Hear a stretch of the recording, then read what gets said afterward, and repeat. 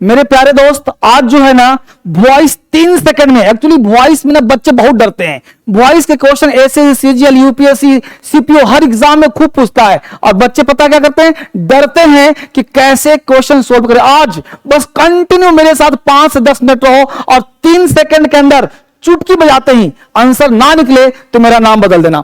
आज बस क्लास में बस पढ़े रहो और देखो कि वॉइस का कोई भी क्वेश्चन हो, बड़ा हो चाहे छोटा हो, 3 सेकंड के अंदर जादुई तरीके से मजा आ जाएगा। और देखो बस इसको 3 सेकंड में हम कैसे सोल्व करते हैं इस क्वेश्चन को। बस कुछ फैक्ट है उसको ध्यान रखिए। वॉइस 3 सेकंड में कोई भी क्वेश्चन को सोल्व करें, चाहे एसएससी का हो, चाहे सीजीएल का हो, चाहे यूपीएससी का हो, चाहे सीपीओ का हो, चाहे वो दुनिया के किसी भी एग्जाम का हो, आपसे बाहर नहीं जाएगा, ये मेरा वादा है। अब सबसे पहली बात, वॉइस प्रैक्टिस सेट करने का प्रयास करते हैं, देखने का प्रयास करते हैं कि आखिर ये क्वेश्चन सोल्व होगा कैसे। ये बोलने से काम चलेगा नहीं। मैं धर्मेंद्र सर प्रॉमिस करता हूं कि आज और अभी से आपके प्रश्न आने शुरू हो जाएंगे और कोई भी पेपर का पेपर लो, कोई भी एग्जाम का लो, चाहे 10 का, चाहे 12 का, चाहे 24 का, चाहे 20 का, चाहे 23 का, चाहे एसएससी का हो, चाहे यूपीएससी का हो, चाहे कोई सी का हो, आपसे बाहर नहीं जाने वाला है, ये मेरा वादा है। अब देखो पहले कुछ फैक्ट जानो। अब मेरे फैक्ट को क्या हो, सबसे पहले सेंटेंस में क्या होता है, सब्जेक्ट। सब्जेक्ट के बाद होता है एक्सिलरी वर्ब, चाहे हेल्पिंग वर्ब बोलो। इसके बाद मेन वर्ब होता है। मेन वर्ब में वर्ब का फर्स्ट फॉर्म हो, गो हो, चाहे गोज हो, चाहे वेंट हो, चाहे गॉन हो, चाहे गोइंग हो, उसको बोलते हैं V1, V2, V5, V2, V3, V4।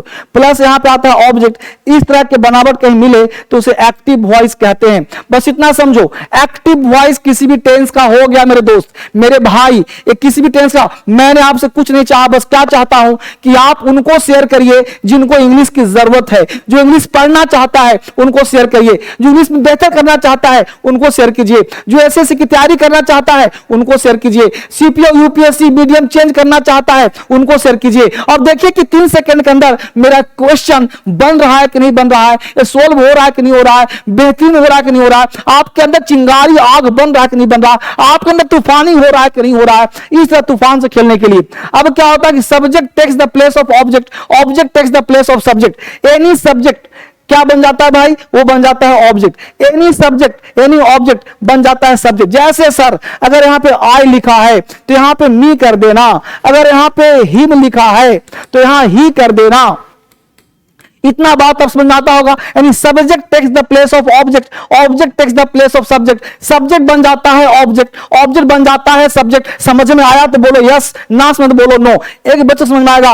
ऊपर अगर हेल्पिंग वर्ब दिया हुआ है तो सेम कॉपी कर लेना मेरे दोस्त, सेम कॉपी करना। कहना सर यहां पे ए भी है, कोई बात नहीं, ए भी हो चाहे एच भी हो, हेल्पिंग वर्ब हो चाहे मेन एक्टिव वर्ब हो, टेंशन की बात नहीं। अगर नहीं हो तो कल्पना करेंगे, जैसे सिंपल प्रेजेंट सिंपल पास्ट में नहीं रहता है तो कल्पना क्या करें भाई, उसके अगले टेंस का ले लेंगे। जैसे यहां पे आई गो टू मार्केट, इसमें डू छुपा हुआ है, आई वेंट टू मार्केट, उसमें डिड छुपा हुआ है, तो जो रहेगा अगर यहां पे डू छुपा हुआ है तो इज एमआर हो जाएगा, डिड छिपा है तो वाजबर हो जाएगा। वो सब एग्जांपल दूंगा, समझो गौर से। हिल हो गया। मेन वर्ब का कोई फॉर्म हो, any form of the verb should be change into V3। Verb का कोई फॉर्म हो, कौन फॉर्म हो, V1 हो, V2 हो, V3 हो, V4 हो, V5 हो, वर्ब का कोई फॉर्म हो उसको V3 में बदल देना है।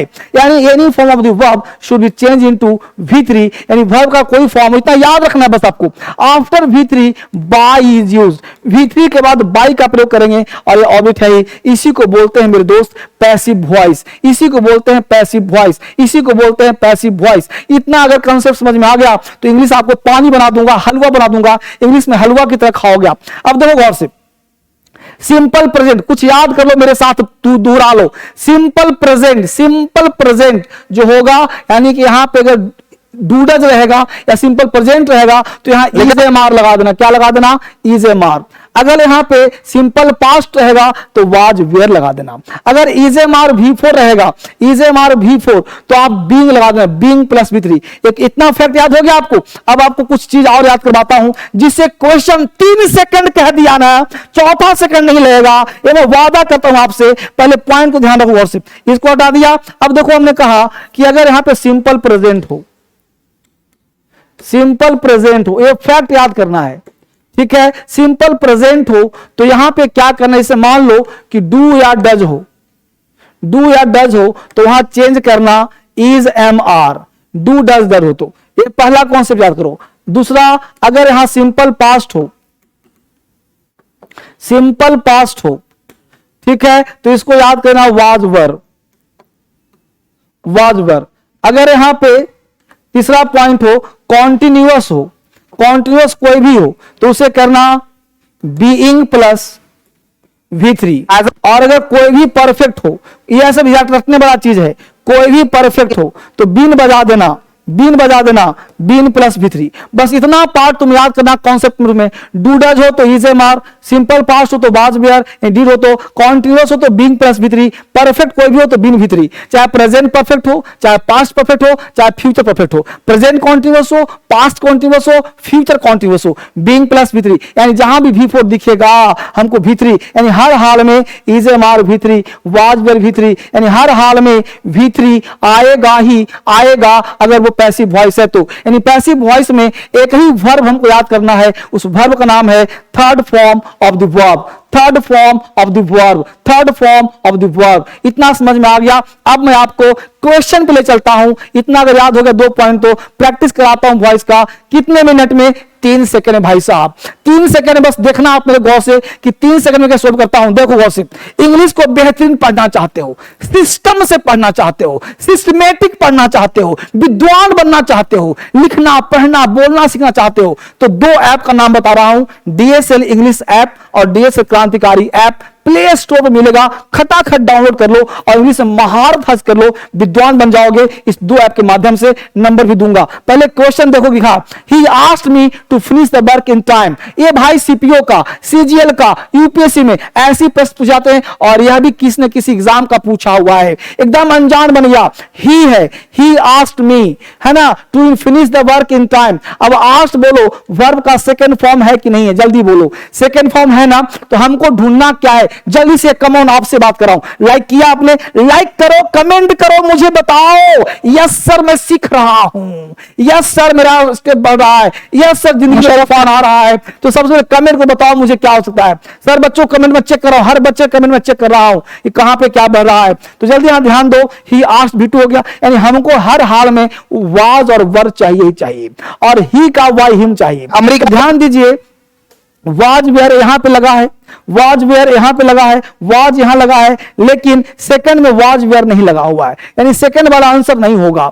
ही का बाय हिम, ही का बाय हिम यहां नहीं किया है, ही का बाय हिम यहां भी नहीं किया है, ही का बाय हिम यहां भी नहीं किया है, ही का बाय हिम चौथे में किया है। यानी I was asked to finish the work in time by him, यानी आंसर तुम्हारा 4 नंबर होगा। बोलो 3 सेकंड से लगा क्या? नहीं ना। यानी आपको पकड़ना है चाहिए क्या, आपको पकड़ना चाहिए क्या, जो चाहिए ना वही दे दो, वही तुम्हारा आंसर हो जाएगा, पानी पानी हो जाएगा, हलवा हो जाएगा। इंग्लिश की दुनिया समाप्त कर दूंगा आपके साथ में। तो ही आस्क्ड मी, तो he I was asked to finish the work in time by him, यही तुम्हारा राइट आंसर होगा। अगला question, we have already done the exercise. बस मेरे साथ दोहराओ, we have done, we have all done, यानी प्रेजेंट परफेक्ट टेंस का है। मेरे दोस्त, मेरे भाई, मैं आपसे बात कर रहा हूं। टेंस नहीं आता सर, कोई बात नहीं। टेंस का पहचान क्या है? चुका चुकी सर। अरे पुराना मेथड को छोड़ो, नए मेथड को फॉलो करो। अब V3 का मतलब होता है परफेक्ट। यहां डन तुम्हारा वर्ब का थर्ड फॉर्म है, मतलब है कि परफेक्ट टेंस है, परफेक्ट टेंस है। अब ऑलरेडी का प्रयोग V3 से पहले होता है। तो सेंटेंस देखो, पहला चीज देखो गौर से, बाय यस चारों में है, कोई टेंस की बात नहीं है। ऑलरेडी V3 से पहले होता है, एक्सरसाइज से पहले नहीं, तो ये गलत हो जाए। क्यों सर? ये पढ़ाता हूं क्लास में कि ऑलरेडी, जस्ट, एवर, नेवर, ये सब ऐसे वर्ड हैं जो V3 से पहले आते हैं, ऐसे वर्ड हैं जो V3 से पहले आते हैं। तो V3 से पहले यहां पे जो है कहां दिया है, ऑलरेडी बीन, ऑलरेडी डन, है ना, ऑलरेडी डन, तीनों में है। तो क्वेश्चन कैसे बनेगा? ये प्रेजेंट परफेक्ट का है तो हैड का प्रयोग नहीं होगा, हैज, हैव का प्रयोग होगा। तो इज का प्रयोग नहीं होगा, इज का प्रयोग नहीं होगा, तो हो जाएगा the exercise has already been done by us, क्योंकि बीन तो बजेगा ना, तो आंसर दो जो है राइट हो गया। द एक्सरसाइज हो गया क्या चीज? ऑब्जेक्ट, ये बन गया सब्जेक्ट। हैज लग गया, ऑलरेडी बीन डन, क्योंकि बीन तो बताना पड़ेगा ना, भीतरी है तो। कहा था ना, याद करो, पीछे वाले क्लास में, याद आ रहा है। अगला कॉन्सेप्ट चलते हैं, concept The main skills we seek to develop include analyzing, interpreting and evaluating ideas. Oh my God, ये तो बड़ा क्वेश्चन है सर, तो बड़ा देख घबरा गया तुम? अरे बाबले, बड़ा देख के डरना नहीं है, जितना बड़ा उतना आसान। सबसे पहला काम क्या ढूंढना है? सबसे पहले ढूंढना है कि सेंटेंस किस टेंस का है। अगर तुम वॉइस बनाना चाहते हो ना, तो at first you should search कि सेंटेंस का नेचर क्या है, सेंटेंस का कैरेक्टर क्या है, सेंटेंस किस टेंस में जा रहा है,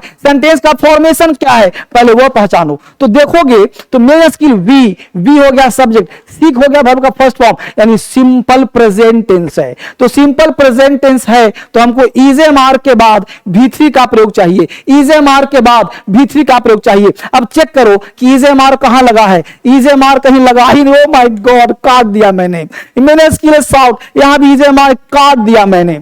मेन स्किल वी आर, लेकिन आर तो दिया है, वी दिया है, लेकिन सीकिंग कर दिया, काट दिया हमने कहा यहां पे चाहिए आर के बाद शॉर्ट चाहिए था। शॉर्ट, कितना आसान ट्रिक्स दे रहा हूं बेटा, इसको फॉलो करो। यानी कि हमको चाहिए क्या, हमको चाहिए ग्रामेटिकली, तो ये तुम्हारा 4 नंबर जो है तुम्हारा सही हो गया। The main skills include analysing. अब लोग ढूंढ रहा है कि एनालाइजिंग कहां गया, इंटरप्रेटिंग कहां गया, इवैल्यूएटिंग कहां गया। अरे इससे क्या मतलब है? हमको चाहिए कि वी सिक का हो जाएगा यहां पे आर शॉर्ट बाय अस, यही तो वॉइस है, यही तो बनेगा, बाकी से क्या मतलब है? इसको उसमें प्रयास। अगर आप पॉइंट देखो, the accountant took the money from the customer. Accountant took, सबसे पहला काम, सबसे पहला टेंस पहचानो। तो टेंस बोलो, टुक आ गया ना, वर्ब का सेकंड फॉर्म आ गया ना, वर्ब का सेकंड फॉर्म आ गया, टुक आ गया, हमको वही पहचानना था, टुक वाला काम करना था। अब देखो टुक आ गया,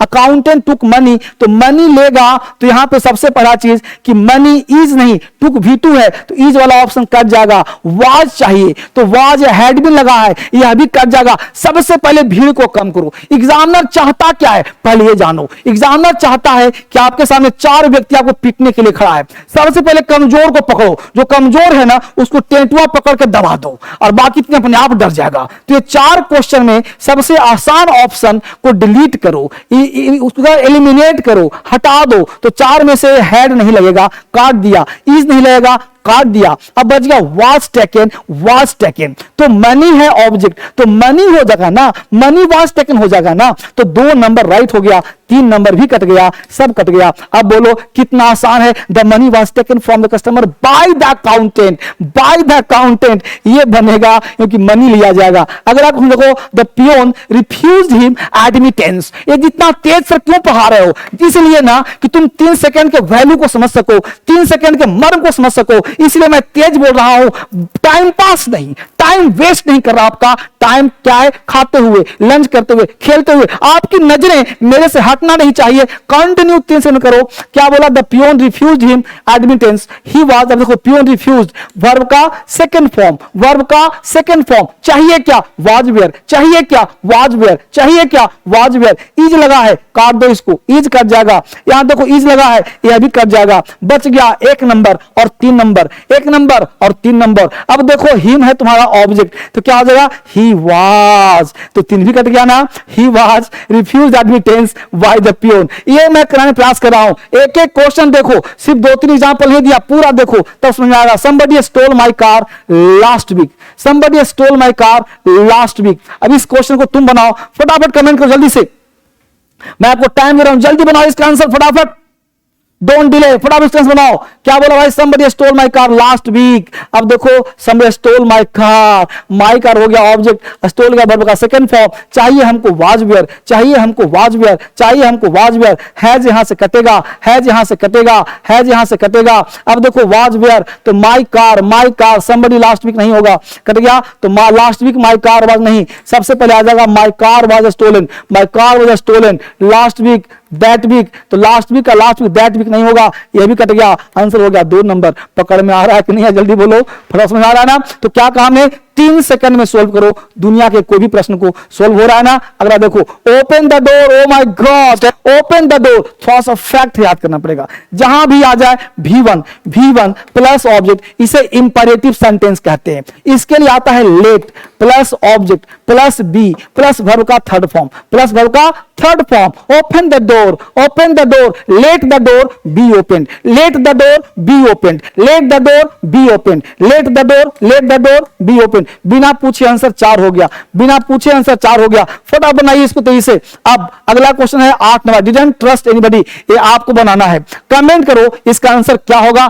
मैं आपको टास्क दे रहा हूं, इसका आंसर आपको नीचे कमेंट करना है, बताना है कि इसका आंसर क्या होने वाला है। हिंट देता हूं, डिड नॉट मतलब सिंपल पास्ट, और दिमाग से बनाइए इसका आंसर क्या हो सकता है, और फिर मुझे बताइए क्या इसका हो रहा है 8 का आंसर होगा। और कल फिर आऊंगा सुबह के 6 बजे। दुनिया में शेयर करो, बता दो सबको कि धर्मेंद्र सर फॉर्म में आ चुके हैं, क्रांतिकारी घटनाएं घट रही है, तूफान ला दो पूरे हिंदुस्तान में, मेरी तरह जियो, आगे बढ़ने का प्रयास करो। मिलते हैं फिर से नए वीडियो में। आप सबको बहुत बहुत धन्यवाद। God bless you, bye bye, take care.